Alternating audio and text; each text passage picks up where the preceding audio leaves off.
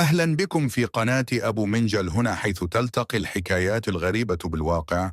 نأخذكم في رحلة إلى عوالم مجهولة، حيث يعود البعض من حافة الموت ليروا لنا تجاربهم المذهلة التي غيرت نظرتهم إلى الحياة إلى الأبد. هل أنتم مستعدون لاكتشاف ما وراء الستار؟ تجربة ديفيد، شاب عانى من مرض خطير في طفولته. في ليلة شديدة البرودة تفاقم سعاله وشعر بضيق تنفس حاد. أثناء نومه مر بتجربة قريبة من الموت، رأى فيها حياته تمر أمام عينيه وشعر بوجود قوة غريبة. وجد نفسه في عالم آخر مليء بالعواصف، مما جعله يتأمل حياته المليئة بالغضب. القصة تعكس رحلته في مواجهة ذاته وفهم معنى الحياة.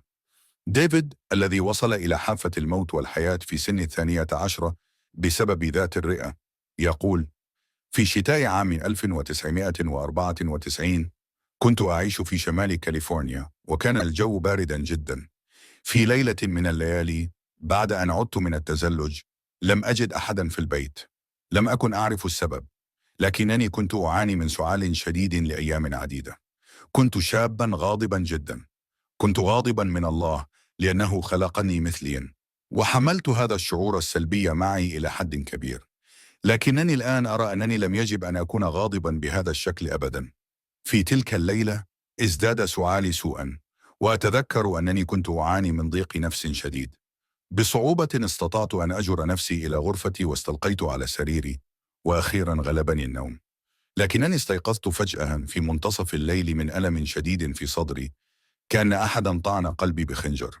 كان فمي مفتوحا، ولم أستطع أن آخذ نفسا تاليا، وكنت أشعر بأني أختنق. كان الألم في صدري غير محتمل. تدريجيا أصبح بصري ضعيفا وبدأ يختفي. في نفس الوقت شعرت بأن الألم يخفو حتى انتهى كل شيء إلى الصمت. كنت ما زلت أستطيع أن أتفكر، وقلت لنفسي: لنذهب ونرى ما يجري. لأنني كنت أسمع ضجة من الخارج. حولي كنت أرى نورا خفيفا أزرق وأخضر يغمر كل الأشياء في الغرفة. كان هذا المنظر مثيرا لاهتمامي بشكل كبير. لقد نسيت تماما ما حدث لفترة من الزمن. توجهت نحو باب غرفتي لأفتحه، ولكن يدي اخترقت الباب حتى المرفق ودخلت فيه. في تلك اللحظة شعرت بأن هناك أشخاصا بالخارج غارقون في حزن وقلق عميقين. هذا الشعور أخافني وجعلني أتراجع عن قراري بفتح الباب، فسحبت يدي إلى الوراء. قررت أن أعود إلى جسدي، ولكن بدا أن هذا الخيار لم يعد متاحا لي. كنت قد تركت مصباحا مضاء فوق رأسي قبل النوم، وكان لا يزال مضيئا، وكان سطوعه يتزايد. قلت لنفسي إن علي التوجه نحوه، وفجأة بدأت أتحرك بسرعة مذهلة. في تلك الأثناء رأيت حياتي بأكملها أمام عيني، منذ الطفولة المبكرة حتى لحظة الموت. عندما توقفت حركتي وجدت نفسي في أرض عاصفة وغير مريحة. هناك كانت أفكاري تنعكس علي كصدى الصوت في وجه الجبل. كانت أفكاري تنعكس نحو الأفق أمامي، ثم تعود من الأفق خلفي نحو نفسي مرة أخرى. كان ذلك مزعجا للغاية. كانت عواصف هائلة لم أرى مثلها على الأرض قط، تتشكل في السماء والأرض هناك. ربما كان هذا المكان هو الوجهة التي صنعتها لنفسي بعد قضاء حياتي في الغضب والانفعال، إذ لم أكن أبدا أمتلك الكثير من السلام في قلبي خلال حياتي.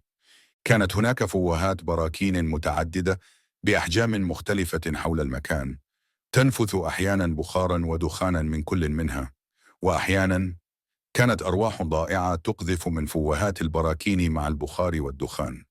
كانت تتجول وكأنها تبحث عن شيء لن تجده أبدا، وفي النهاية تختفي من الوجود. واحدة من هذه الأرواح التي قفزت من حفرة قريبة مني كانت امرأة. كانت مرعبة وترتدي ثوبا رثا وقذرا. لاحظت أنها بلا قدمين، كانت تتحرك في الهواء بشكل معلق قريبا من سطح الأرض. اقتربت مني، وعندما صارت قريبة سألتها: أين أنا؟ وما اسم هذه الأرض؟ لكنها تجاهلت سؤالي وواصلت الاقتراب مني حتى شعرت بعدم الأمان. صرخت: من أنت؟ في تلك اللحظة مزقت جزءا من ردائها الرث الذي كان يغطي وجهها، وفتحت فكها بشكل غير طبيعي إلى حد كبير. ارتفعت تماما من مكانها وهاجمتني، فأنشبت أسنانها في كتفي الأيسر، وكان الألم أسوأ من الموت نفسه. دارت في الهواء واستعدت للهجوم مرة أخرى، فسقطت على ركبتي فورا، ودعوت الله طالبا العون. في الحال وضعت المرأة ذات الثوب الرث يديها على رأسها، وعادت إلى فوهة البركان التي خرجت منها. لاحظت أن بقية الأرواح الضائعة فعلت الشيء نفسه. واصلت الدعاء وطلبت من الله أن يغفر لي ويعيدني إلى بيتي بعيدا عن هذا المكان القاسي والمرعب. في تلك اللحظة لاحظت أن أفكاري لم تعد تنعكس علي. بدلا من ذلك، عندما نطقت باسم الله، عندما كنت أتلو اسم الله، ظهر انفجار من النور وصوت جميل في الأفق. كانت الأرواح الضائعة تهرب خائفة، وكأن سماع اسم الله كان مؤلما لها للغاية. كان ردة فعلهم تثير في الشعور بالأسف، ولكن في الوقت نفسه كانت ممتعة، وكنت سعيدا لأنني رأيت أن الله قد قبل اعتذاري. كان النور الذي في الأفق يتمدد نحوي. كان هذا النور جميلا لدرجة أن الكلمات تعجز عن وصفه، وكأنه شمس عظيمة تشرق من خلف الجبال. كان دفء الحب ينسكب في داخلي، يملأ كل زاوية ونقطة في كياني ويعيد تجديدها. مع انتشار النور بدأ مشهد تلك الأرض يتغير. رأيت جزءا من الجبال ينفتح، وتفجرت منه شلالات جميلة. كانت السحب المظلمة التي ملأت السماء تتراجع بسرعة وتختفي، بينما كانت المروج والزهور تغطي الأرض. كانت أشجار كبيرة وجميلة تخرج من الأرض واحدة تلو الأخرى أمام عيني، ورأيت طيورا تحلق في السماء حولي وتقترب مني مع حيوانات أخرى جميلة لترحب بي. كان هذا أروع وأدفأ استقبال يمكن أن أتخيله. كان الله يملأ المكان بدفئه ونوره، وغمرني سلام عميق. كنت أبكي من شدة الفرح والانفعال. كان لمعان نوره يزداد في ذلك المكان، ووصل لبعض الوقت إلى درجة أن كل ما كنت أستطيع رؤيته هو نوره، حيث كنت غارقا في دفئه وحبه. شعرت بأن الوقت قد حان للعودة إلى الأرض. كنت أرغب في البقاء هناك إلى الأبد، ولكن قيل لي إن وقتك على الأرض لم ينتهي بعد، فارجع وعش بشكل صحيح، لأن هناك الكثير مما يجب أن تتعلمه. فجأة وجدت نفسي في جسدي. فتحت عيني وشعرت بجسدي، ولم يعد هناك أي أثر لضيق التنفس أو السعال، لكني كنت لا أزال أشعر ببعض الدوار والذهول. تدريجيا استعدت وعي وانتظرت شروق الشمس. كان هذا أجمل صباح عشته في حياتي. كانت أشعة الشمس الوردية والذهبية تشرق من الأفق على وجهي، وكأنها تبتسم لي من خلال الشمس. هذا بالإضافة إلى إدراك أن لدينا وطنا نعود إليه بعد انتهاء حياتنا على الأرض، وتعلم الدروس التي يجب أن نتعلمها، كان مصدرا كبيرا للراحة لي. تجربة شيري جيدونز منذ طفولتي بأن أصبح رياضية محترفة عندما أكبر، وأن أشارك يوما في بطولات رياضية. كان والدي دائما يشجعني على تحقيق هذا الحلم ويدعمني بلا حدود. لا أعلم لماذا، ولكن عندما فقد والدي والدته فقدت أنا أيضا دعمه غير المحدود. ربما كان رؤية المعاناة التي تحملتها جدتي بسبب السرطان صعبا جدا على والدي. مهما كان السبب، بدأت حياتنا الأسرية في التدهور بعد وفاة جدتي، ولم يمر أكثر من بضعة أشهر حتى انفصل والداي عن بعضهما. في عام واحد فقدت جدتي التي كنت أحبها كثيرا، ووالدي الذي كان أفضل صديق لي. كانت كل أحلامي وطموحاتي تتبخر، وهذه الأحداث وطلاق والداي خلفا فراغا وألما في روحي استغرق سنوات حتى يلتئم. للتغلب على هذا الألم الداخلي وشعوري بالوحدة وانعدام القيمة، جاءت إلى الإفراط في تناول الطعام. كنت أرغب في محو أو تخفيف حزني وألمي من خلال متعة الطعام. من الخارج كنت لا أزال أشعر بالحاجة إلى الحصول على موافقة الآخرين وحبهم، والوصول إلى أحلامي، وأن يراني الآخرون رياضيا محترفا. ومع ذلك من الداخل كنت أرى نفسي سمينا وقبيحا، وبدأت بسرعة في اكتساب الوزن. في سن 66 تعرفت على فتاة كانت هي أيضا تعشق الإفراط في الأكل، وعلمتني أنه يمكنني أن آكل كل ما أريده دون أن أزيد في الوزن، فقط إذا تقيأت. وهكذا بدأت سنواتي من الأكل المرضي، وأصبحت محاصرة في فخ اضطرابات الأكل هذه لدرجة أنني لم أكن أعتقد أنني سأتمكن من التحرر منها أبدا. كان حلمي أن أتمكن من أكل كل ما أريد، وفي نفس الوقت أكون ذات جسم رشيق وجميل، وأن أكون محط إعجاب الفتيان الجذابين، وعندها سأكون سعيدا ومرضيا تماما. في سن 70 تعرفت على زوجي المستقبلي. كان وسيما وذو جسم رشيق. قضيت 46 سنة التالية من حياتي أحاول أن أصبح مثالية بالنسبة له دون أن يساعدني في ذلك. كنت في 26 من عمري عندما نقل زوجي إلى قاعدة عسكرية أمريكية في ألمانيا. هناك بدأت في ممارسة رفع الأثقال ووضعت طفلي الأول. سوء الحظ استمرت عادة الإفراط في الأكل بعد أن أصبحت أماً، وأعطاني زوجي إنذاره الأخير بأنه سيتركني إذا لم أصلح وضعي خلال 3 أشهر. سرعان ما وجدت نفسي في وضع أسوأ، مطلقة من زوجي وحامل بطفلي الثاني. قررت أن أحقق حلمي حتى أثناء الحمل، لكن المشكلة كانت أنني كنت أفعل ذلك ليس من أجل نفسي وقيمي، بل من أجل الحصول على موافقة الآخرين. كنت في حاجة ماسة إلى حب الآخرين واهتمامهم لدرجة إني كنت مستعدة لفعل أي شيء من أجلهم. إذا طلبوا مني أن أقفز، كنت أسأل: إلى أي ارتفاع؟ كنت أبحث عن إجابات لأسئلتي في ردود الآخرين دون أن أتفحصها بداخلي. أخبروني أن الطريقة الوحيدة للحصول على جسم متناسق وجميل هي استخدام الأدوية والمنشطات. صدقت ذلك دون أن أدرك الحقيقة، ونتيجة لذلك أصبحت أكثر سمنة وحجما، بينما كان كل ما أريده هو أن أكون نحيفة وجذابة. الآن وللحد من نهمي لجأت إلى الميثامفيتامين. كنت أرى نفسي والعالم من خلال عيون الآخرين وليس من خلال عيوني أنا. أصبحت مدمنة على الميثامفيتامين وتوقفت عن الأكل تقريبا تماما، ولكن كلما نظرت في المرآة كنت أرى تلك المرأة السمينة، بينما كنت في الواقع نحيفة للغاية. رأتني أمي بعد 3 أشهر وبدأت تبكي قائلة إنني أصبحت مثل هيكل عظمي. لم أصدقها وغضبت منها أيضا.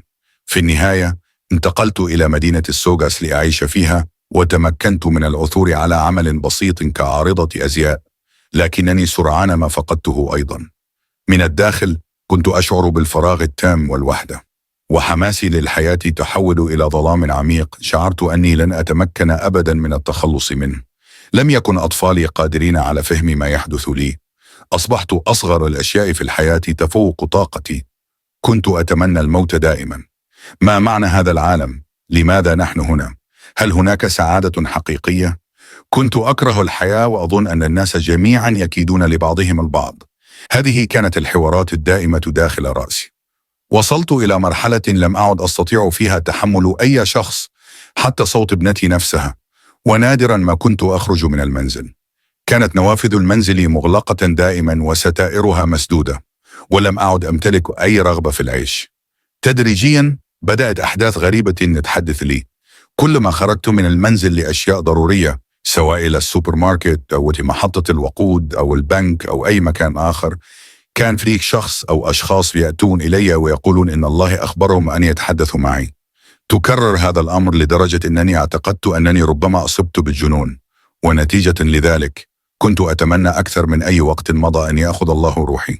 لم يمر وقت طويل حتى بدأت أشوى أرواح الموتى. كان لدي صديق مقرب اسمه سكوت، توفي قبل عام بسبب الإفراط في تعاطي المخدرات. كان روح سكوت يزورني كل يوم ويتوسل إلي ألا أرتكب الخطأ الذي ارتكبه. كان يجذب انتباهي إلى الحب والجمال بداخلي، ويخبرني أن هناك الكثير من القيم بداخلي يمكنني أن أقدمها للآخرين. بعد فترة قصيرة أنا نفس زارني روح آخر وعرض علي نفس الحكمة بلغة مختلفة. كان يقول إني موجودة في هذا العالم لغرض ما، ولا يمكنني الاستسلام بهذه السهولة.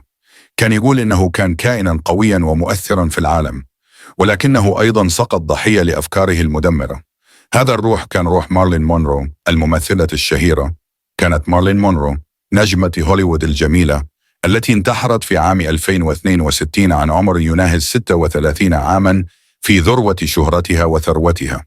قد لا تصدقون كلامي وتقولون كيف يمكن لهذا أن يحدث؟ لكني أنقل لكم الحقيقة كما حدثت تماما. أصبح وجود روحها في الأسابيع التي سبقت تجربتي الوشيكة مع الموت متكررا، لدرجة أنني كنت أراها في كل ساعة. لم يكن يهم أين كنت أو في أي حالة، كانت تأتي لتقابلني وتتحدث معي. كانت تقول إن حياتي تشبه حياتها إلى حد كبير. كانت تقول إنها أيضا كانت تبحث عن الحب والقبول والقيمة من خلال عيون الآخرين. كانت قد عانت من الظلام المحيط بالأشخاص الأثرياء والأقوياء، واستخدمت للحصول على المناصب. كانت تشاركني الدروس التي تعلمتها من حياتها. كانت تقول إن الحب هو الطريق الوحيد للخلاص، وتقول: تمسكي بالحب داخلك ولا تنسيه أبدا، لأن الحب هو الطريق الوحيد للبقاء والجواب الوحيد للبشر. كانت تقول: لا تدعي ما حدث لي يحدث لك، لأنك لا تزالين تملكين الفرصة. كما أخبرتني أن الرجل الذي كانت تحبه حقا في حياتها هو جو ديماجيو. في يوم الأحد 21 من يناير 1997 دعاني أحد الرجال المؤثرين الذين تعرفت عليهم في لاس فيغاس إلى شقته الفاخرة. عندما دخلت فتح الباب لي، وبعد أن جلست حدق في عيني لفترة طويلة، مما جعلني أشعر بعدم الارتياح. ثم قال: شيري، أستطيع أن أرى كل شيء في عينيك. أرى كم تحبين العالم والناس، وكم تعطفين على الآخرين، لكنك فتاة خائفة. أنت لا تعرفين حتى من أنت، أليس كذلك؟ أنت نجمة ساطعة. أنت تبحثين عن الشهرة والثروة من العالم، ولكن طالما أنك لا تستطيعين رفع رأسك عاليا وقول إنك لا تهتمين بما يفكر فيه العالم عنك، فلن تصبحي نجمة ولن تصلين إلى أي مكان.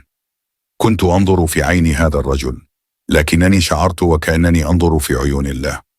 بعد أسبوعين كانت إجابتي على كل هذه النصائح والحكم هي الانتحار. في 11 من فبراير عام 1997 فقدت حياتي بسبب الإفراط في نقص التغذية وتعاطي المخدرات. رأيت روحي تخرج من جسدي وتتحرر من العالم المادي. ثم مررت عبر نفق كان هناك نور في نهايته. كان شعور الحرية يتجاوز الوصف، شعور حيث كان كل شيء موجودا معا: الحب، الحرية، التحرر والوحدة مع كل الوجود. الشعور الذي اختبرته كان فرحا وسعادة مطلقة.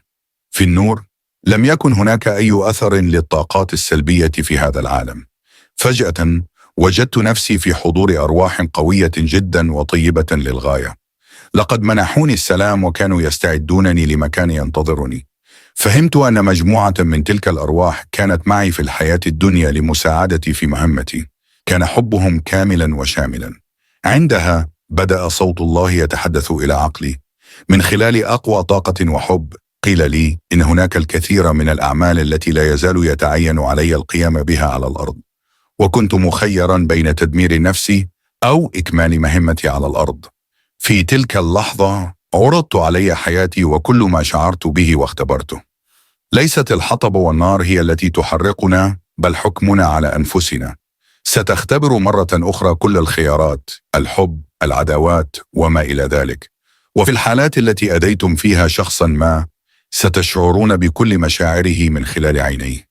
أعطيت الخيار بين البقاء هناك أو العودة إلى الأرض وإكمال مهمتي. قيل لي إن مهمتي على الأرض كبيرة جدا، وقد منحت رحمة كبيرة بأن أعطيت هذه الفرصة مرة أخرى للعودة إلى الأرض وإكمال هدفي. في تلك اللحظة عرضت علي مشاهد من مستقبل حياتي. كان مثل فيلم حلم تصل فيه الأميرة إلى كل أمانيها. قيل لي إن علي أن أكون قائدة ومعالجة للآخرين لأمهد الطريق لهم. في هذا الفيلم رأيت امرأة تنزل إلى الأرض لمساعدة الآخرين على اكتشاف قدراتهم وقيمهم الداخلية. هذه المرأة ستظهر على التلفزيون وفي المجلات الشهيرة، وسوف تؤثر على الطريقة التي ينظر بها المجتمع إلى النساء. ستسافر إلى دول مختلفة لزيادة وعي النساء ومساعدتهن على إيجاد نور الله بداخلهن. أعظم إنجازاتي ستكون تأسيس مراكز إعادة تأهيل ومساعدة النساء. رأيت نفسي أتحدث أمام جماهير كبيرة عن أضرار المخدرات والإفراط في نقص التغذية أو الإفراط في الأكل وقضايا أخرى، وساعدتهم على اكتشاف قدراتهم الداخلية. ثم أريت لماذا نحن هنا على الأرض. نحن هنا لنختبر الحياة البشرية المادية. لو كان الأمر متعلقا بالدين لكان كل منا يتمنى أن يكون دينه هو الدين الصحيح. نحن لسنا هنا لنحارب وندمر بعضنا البعض. نحن هنا لنساعد بعضنا البعض على النمو والارتقاء في الحب. قيل لي إنني سأترك أثرا دائما في العالم لن ينسى. طوال حياتي تعلمت أنه إذا ارتكبت خطأ فإن الشيطان وشرور خطاياي ستلاحقني. هناك قيل لي إن الخطيئة والشيطان من صنعنا، وإلا فإن جوهرنا الحقيقي هو الله، ونحن مخلوقات إلهية، والله موجود في كل واحد منا. الله يختبر معنا كل ما نمر به. أعظم هدية منحت لنا هي حرية خلق واقعنا كما نريد، لنختبر أعظم وأسمى تجليات أنفسنا. من الواضح أنني اخترت العودة إلى الأرض. آخر ما أتذكره هو أن روحي بدأت تهبط نحو جسدي. قيل لي: عليك مساعدة الناس على فهم أن عليهم أن يعطوا بحرية من وجودهم للآخرين. عندما عدت وعلى الرغم من الألم تحملت مسؤولية كل أفعالي. كنت أعتقد حقا أن ما وعدني به الله سيحدث على الفور، لكن ذلك لم يحدث. الأشخاص الذين كانوا حولي في الحياة لم يفهموا كلامي وكانوا يضحكون عليه، معتقدين أنني فقدت عقلي. تركني الجميع وأصبحت وحيدة تماما. ما كنت أختبره كان عكس ما أريت لي. تحسنت حالة نقص التغذية لدي، لكنني أصبحت سمينة للغاية. وفي غضون شهرين زاد وزني من 60 كيلوغراما إلى 76 كيلوغراما، وفقدت كل شعري أيضا. في النهاية أصبحت بلا مأوى وعشت في الشارع لأن لا أحد من العائلة أو الأقارب أراد التعامل معي. لم أكن راضية عن الظروف الخارجية أو المشاعر الداخلية التي كانت لدي. كان هذا مؤلما جدا، لكنني منحت هبة لم يستطع أي شخص أو شيء أن يأخذها مني. على الرغم من ظروف حياتي الصعبة، كنت أشعر بأنني متناغمة مع نغمات الوجود، ومررت بتجارب صوفية عديدة. على سبيل المثال، بعد أسبوع من تعافي، كنت أقود سيارتي في طريق صحراوي متجهة إلى لاس فيغاس، وفقدت طريقي. بعد فترة طويلة من التيه، نفد مني البنزين والمال، وكنت منهكة وجائعة ويائسة. أخيرا وصلت إلى محطة وقود قديمة في وسط الصحراء. كان هناك رجلان مسنان يجلسان على مقعد. عندما نزلت من السيارة بدأت بالبكاء وقلت إنني لا أستطيع العثور على طريقي للعودة إلى لاس فيغاس، وإنني جائعة ومتعبة وبدون مال أو بنزين. أحد الرجلين حدق في عيني وقال: علي أن أقدم لك رسالة. الرسالة هي أن تروي قصتك للآخرين. قل لها بلطف ولا تفرضها على أحد، ولكن كن مثالا دائما للآخرين، ولن ينساك العالم أبدا. بكيت بشدة عند سماع كلامه. لم أكن سأعرف كيف أفهم كل ما كان يحدث لي. أحيانا كانت الأرواح تتحدث معي وتخبرني عن الأعمال العظيمة التي سأقوم بها في المستقبل، وتقول لي إنني سأساعد الكثيرين في العثور على ذواتهم الحقيقية. في النهاية فهمت أنه إذا أردت تحسين ظروفي يجب أن أتوقف عن الإنكار والمماطلة وإلقاء اللوم على الآخرين والظروف. كان علي أن أنهض وأتحكم في حياتي. لقد منحت هبة ثمينة، ولتحقيقها كنت بحاجة إلى الالتزام بنفسي. كان الوقت قد حان لوضع خطة جديدة لحياتي. منظورنا هو ما يمكن أن يدفعنا نحو النمو والارتقاء أو يعيقنا. كان علي أن أستيقظ وأنظر إلى نفسي عن قرب. كان هناك عالم كبير ومليء بالسعادة ينتظرني، وكان الوقت قد حان لبدء العيش، أن أستمتع بها. بدأت أنظر إلى كل مشاكلي كتحد وساحة قتال وفرصة للنمو والتعلم، وليس كشيء سلبي. الدافع يخلق الحركة، والحركة تعني التغيير والذهاب إلى أماكن جديدة وعدم الركود. كانت معركتي الحقيقية هي البقاء ثابتة على هدفي. بدأت باتخاذ قراراتي بناء على نموي وارتقائي، وليس بدافع الخوف أو الحاجة. فهمت أن التغيير لا يحتاج إلى معجزة مثل ما حدث لي. ما نحتاجه هو بعض الإيمان والقرار بالثقة بنفسك والالتزام بالسعي للتغيير. نحن مصممون لننمو روحيا وفكريا وعاطفيا وجسديا. إذا كنت تعتقد أن التغيير شيء سيء، فأنت في الحقيقة تسمم مستقبلك. تذكر، إذا واصلت فعل الأشياء نفسها ستحصل على النتائج نفسها. بذلت جهدا كبيرا لأتقبل نفسي من الداخل وأحبها. لم يكن الأمر سهلا على الإطلاق. كان علي أن أتقبل عيوبي وأخطائي كإنسانة، ولكن في نفس الوقت أن أرى قيمتي وقدراتي وإمكانياتي للتحسن. كنت أقول لنفسي باستمرار إنني سأنتصر على مشاكلي أو أي تحد آخر في الحياة. حلمي الحقيقي هو أن أكون نموذجا وقدوة للنساء، وأن أساعد النساء والأطفال على إدراك أن أي شيء ممكن في أي عمر إذا كنت تؤمنين به من أعماق قلبك وتثقين بنفسك. عندما تعدين الاستعداد اللازم، فإن المعلم والظروف اللازمة سيأتون إليك. لقد مرت 5 سنوات ونصف منذ حدوث تلك التجربة لي. خسرت 12 كيلوغراما من وزني، وشاركت لأول مرة في مسابقات كمال الأجسام الطبيعية تماما بدون استخدام مواد أو هرمونات، وحصلت على المركز الأول. في عام 2004 فزت بالمركز الأول في مسابقات كمال الأجسام الطبيعية العالمية للسيدات. في النهاية تعلمت أن أكون نفسي دائما في كل الظروف بغض النظر عن التكلفة، وأن أثق بقدراتي العالية وأسمح لقلبي بأن يقودني في كل الظروف. تعلمت أن أجمع حولي أشخاصا يرغبون في الخروج من منطقة الراحة والركود ليكونوا نماذج وقدوات للآخرين، ويخلقوا عالما مليئا بالإمكانيات والحب. لقد بدأت مؤخرا مشروعي لافتتاح مركز إعادة تأهيل وتجديد شباب النساء، حيث يتم تقديم جميع مستويات كمال الأجسام واللياقة البدنية، بالإضافة إلى الترفيه والتحديات الجسدية والروحية المختلفة. الآن أفهم أن كل ما حدث لي كان له سبب. كان علي أن أتحمل كل هذا الألم، ثم أتعافى وأنمو لأتمكن من إيصال هذه الرسالة للجميع. أنا لست هنا لإقناع الناس بتصديق قصتي ورسالتي، أنا هنا لأخبرهم بأن هناك أمل، ولجعلهم يدركون الفرص والقدرات الهائلة التي بداخلهم. أطلب منكم أن تنظروا إلى داخل قلوبكم للحظة، تدركوا أننا جميعا في مراحل مختلفة من النمو. كيف تريدون أن تكونوا نموذجا للآخرين؟ إذا كان عليكم مغادرة العالم اليوم، هل حققتم ما كنتم ترغبون فيه؟ وهكذا تنتهي رحلتنا اليوم مع العائدين من الموت، الذين كشفوا لنا عن عوالم غامضة وتجارب عميقة غيرت حياتهم إلى الأبد. هل هذه العوالم مجرد خيال؟ أم أنها حقائق لم نستطع بعد فهمها؟ شاركونا آراءكم وتجاربكم في التعليقات، ولا تنسوا الاشتراك في القناة وتفعيل الجرس ليصلكم كل جديد. إلى اللقاء في حلقات قادمة مليئة بالأسرار والغموض.